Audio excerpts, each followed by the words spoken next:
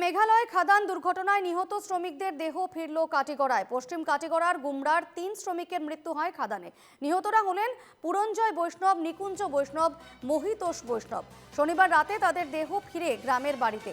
দেহ ফিরতেই কান্নার রোল গোটা গ্রামে। অসংখ্য মানুষ ভিড় জমান তাদের বাড়িতে।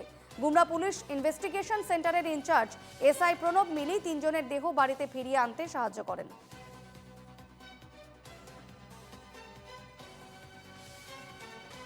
খাদান দুর্ঘটনায় নিহত শ্রমিকদের দেহ ফিরল গ্রামে এবং দেহ ফেরা মাত্রই বাড়িতে কান্নার রোল, শোকের আবহ পশ্চিম কাটিগড়ার গুমরায়। ৩ শ্রমিকের মৃত্যু হয় খাদানে এবং তারপর আজ তাদের দেহ ফিরল বাড়িতে।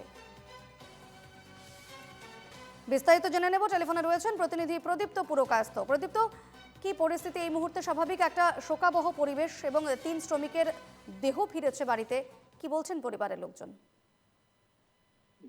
অত্যন্ত মর্মান্তিক ঘটনা ঘটেছে গত বৃহস্পতিবার মেঘালয়ের কয়লা খাদানে।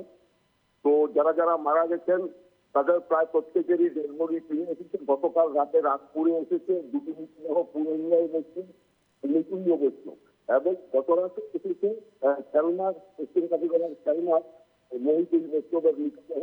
কিন্তু পরিবারের হয় অত্যন্ত একটা পরিবেশের সৃষ্টি হয়। আড়াইশো থেকে ৩০০। সবচেয়ে বড় কথা হচ্ছে পুরঞ্জন নিকুঞ্জ ছিল। তো তাদের বাবা প্রদীপ বৈষ্ণব অনেকদিন আগে থেকে অসুস্থ, ওনার অবস্থা খারাপ, ওনার স্ত্রীর অবস্থা খারাপ, এবং পুরঞ্জন এবং নিকুঞ্জ ছোট ছোট 5টি সন্তান। একটা অভূতপূর্ব পরিস্থিতি দেখা গেছে রাজপুর, সন্ন্যাসী কান্দি এবং খেলনাতে। তো রাতে মুসলিম সমাজের রীতিনীতি অনুযায়ী অন্ত্যেষ্টিক্রিয়া বিশেষ করা হয়েছে, যেভাবে করা হয়। গুমরা পিআইসির যিনি ইনচার্জ আছেন বর্তমানে এসআই প্রণব মিলি, উনি